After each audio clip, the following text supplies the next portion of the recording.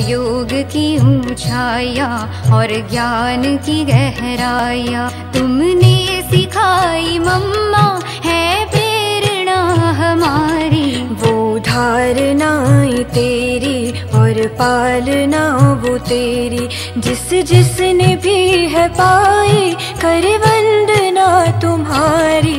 ओ योग की ऊंचाइयाँ और ज्ञान की गहराइयाँ। मातेश्वरी जी का जीवन, नियमों की पूर्ण पालना।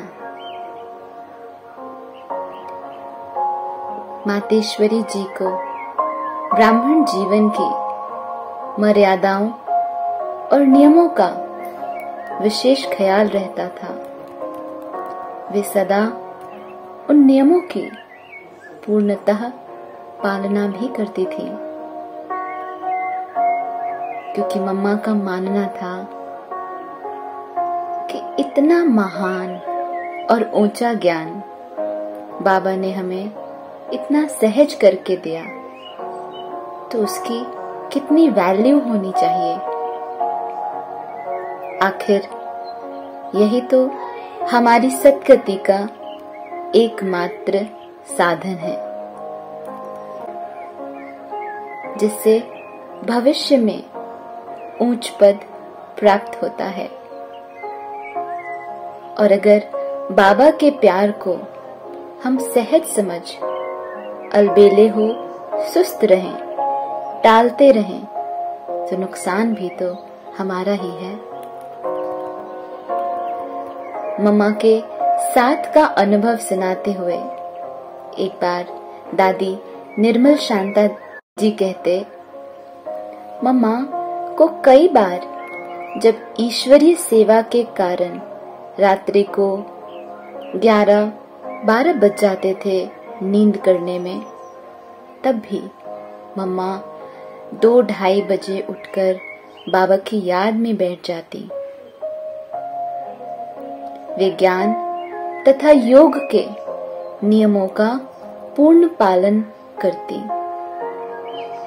कठिनाइयों तथा असुविधाओं की परवाह न करके अपने पुरुषार्थ और अभ्यास को पूर्ण रूप से चलाती रहती।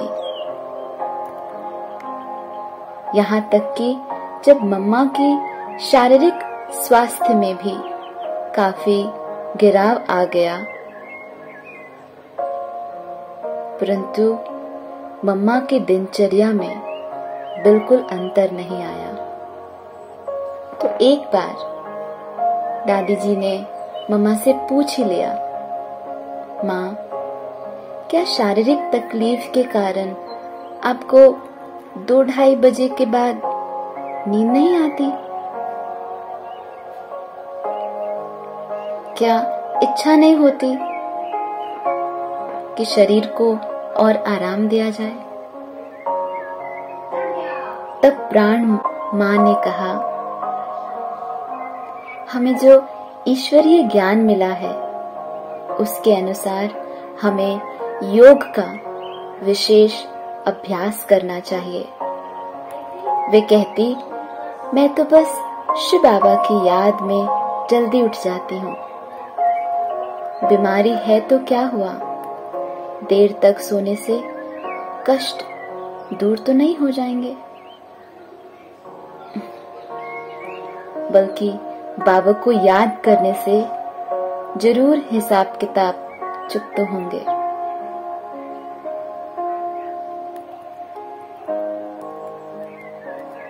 मम्मा हर समय ज्ञान स्वरूप हो रहती थी।